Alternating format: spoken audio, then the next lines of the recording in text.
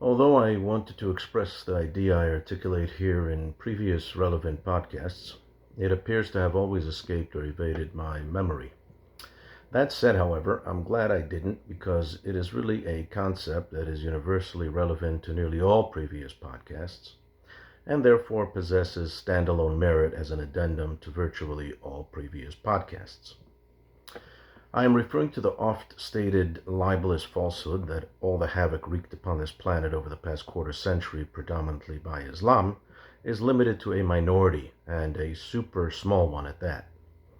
This is another ploy of the left: obfuscate, contort, and, to steal a Latin term, hakachinik.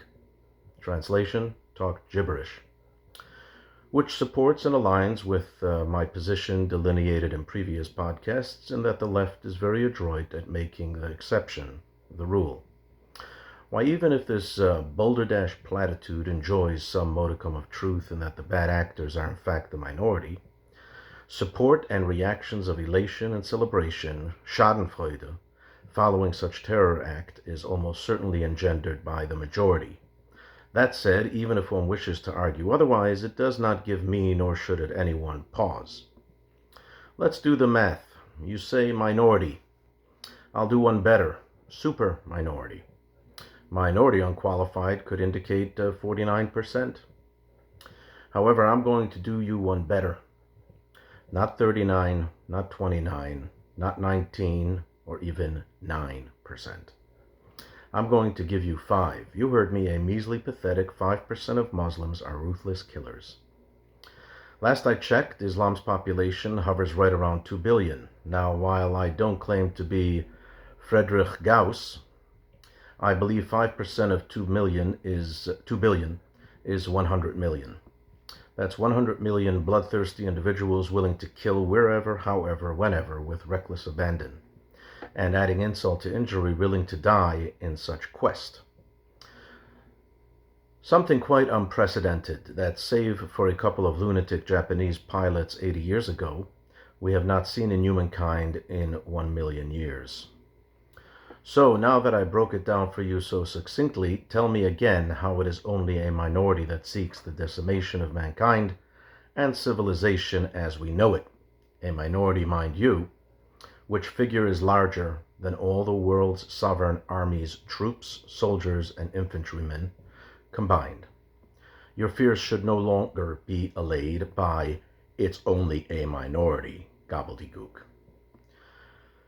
The above dovetails nicely into another current events hot topic, the Minnesota ICE saga.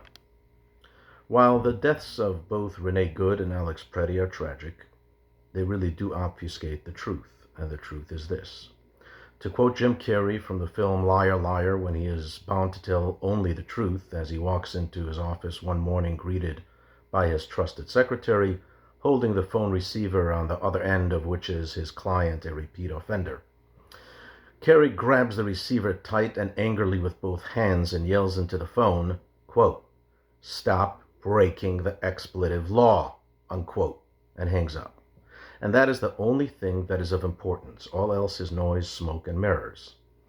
It is in the spirit of this clip that I say to my fellow leftist protesters, stay out of ICE's way. That's all you gotta do, especially when it is out there serving you, serving us, doing what must be done to protect American citizens and the America we know and love, at risk of life and limb. Why is it so simple to me?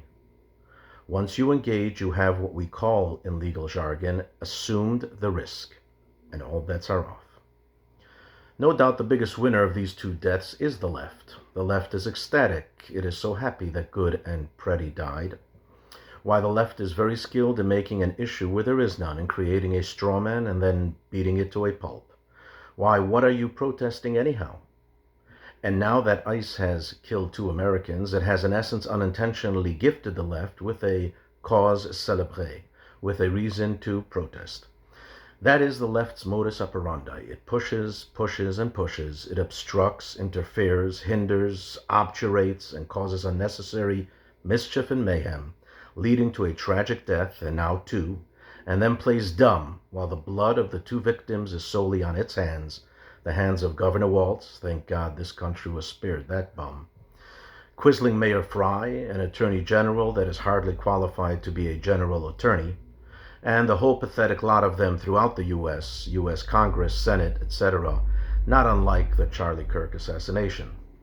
You see, here's the problem with all talking heads on both sides of the aisle. Each discusses the Minnesota ICE events in an extremely parochial fashion. Each erroneously approaches the matter in a vacuum, in isolation. I have even seen several YouTube vloggers, some so-called experts, discussing frame-by-frame unfolding events leading up to the respective tragedies. Each, however, does so in strict isolation without considering the bigger picture. And the bigger picture is this. It's not about a 5-minute episode. It's about the history of ICE, the scourge sanctuary city that is Minneapolis, an awful clown trio of its mayor, the state's governor, and despicable congresswoman. It's about what ICE has endured at the hands of so many hooligans empowered and weaponized by the left. It's about the particular ICE agent in the good case, at least, who previously came within inches of his death as the result of another acrimonious, recalcitrant, uncivilized individual during a previous raid. It's about the entire zeitgeist. Frankly, I'm stunned no one has yet blamed the Jews for the Minnesota ICE saga. I'm very disappointed in the triaxis of evil, otherwise known as Candace, Tucker, and Nick. I expected a lot more of them, albeit I'm confident that that's coming soon. I recently watched a highly toxic Middle East Eye TikTok short showing a Jewish man during a recent demonstration making a throat-cutting gesture toward his opposition, pro-Hamas, across the divide, ostensibly to describe how terrible are the Jews. Once again, awesome left tactic.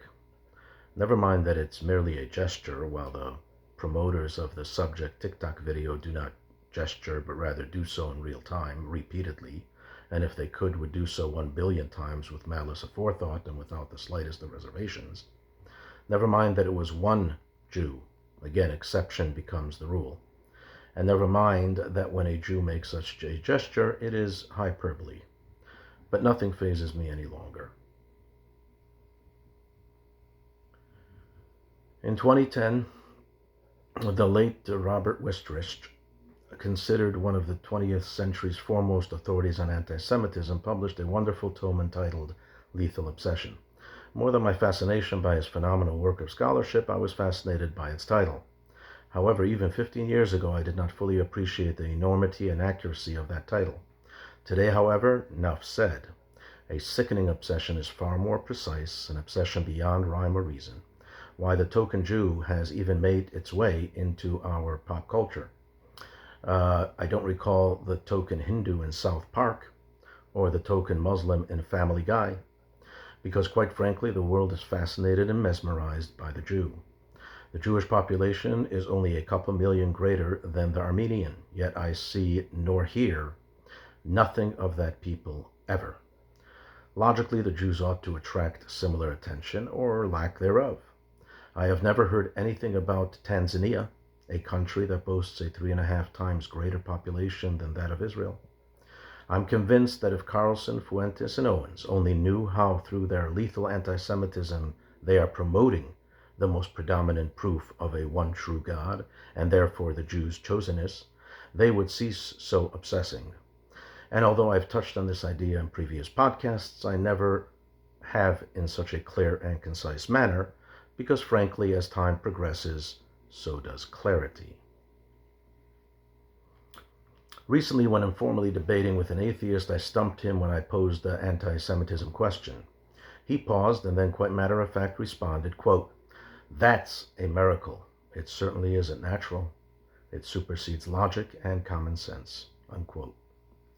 Although I addressed the following in my podcast entitled Man Stinks, seeing as with time comes clarity, I am compelled to repeat and emphasize the matter as follows. Terms like loss of humanity and or where's the humanity ought to be obliterated from our lexicon. Why October 7th is humanity. First evening of Hanukkah on Bondi Beach, Sydney is humanity. 9/11 is humanity. So are Charlie Hebdo and Minnesota ICE protesters. What we've lost is godity. Man and mankind has been ugly and awful from time immemorial. Toward the end of the portion, not book of Genesis, God regrets making man, and for good reason. To quote God, because since youth man's heart is evil and sinister. It is further interesting to note that most have no idea of the reason God evicted Adam and Eve from the Garden of Eden. Most falsely believe it was due to their disobeying a direct order not to consume from the tree of knowledge. This is incorrect. First, God already meted out punishment for each of three transgressors, respectively. Adam, or man's comeuppance, was the burden and anxieties that accompany earning a livelihood. Eve, or woman's, was childbirth labor. And the serpent's, the primary culprit, was its metamorphosis into an earth crawler and grub eater. Additionally, it's clear from plain text that the eviction had nothing to do with their transgression, but rather was strictly due to God not wishing that they consume from the tree of life, a tree which consumption heretofore was permissible, but once original sin was committed, was no longer the case. And the reason God didn't wish for further tree of life consumption is twofold. A, he didn't care to have putrid man enjoy everlasting or even long life. B, he didn't care to have even the good among us witness and suffer the havoc wreaked by the bad and the ugly. In this case, of course, lack of everlasting life being a blessing. In summation, what bewilders me is not anti-Semitism, nor the pitch it has recently reached. Been there, done that. The one thing that's different this time is this. Never in our tragic 2,000 years persecutorial history has anti-Semitism unleashed its ugliness following a calamity such as the world witnessed October 7th. Why, following any great Jewish catastrophe, world guilt was so palpable, or at least the ethos was such that if not outwardly seeking to make amends with memorials, monuments, and museums, or even neighborly feigned congeniality, it certainly even the most flaming anti-Semite was tame to a degree, and short of Father Coughlin, even Tucker wouldn't dare utter a word, at least not for a decade or two. Of course, thereafter, it's business as usual, but a brief respite was always standard operating procedure.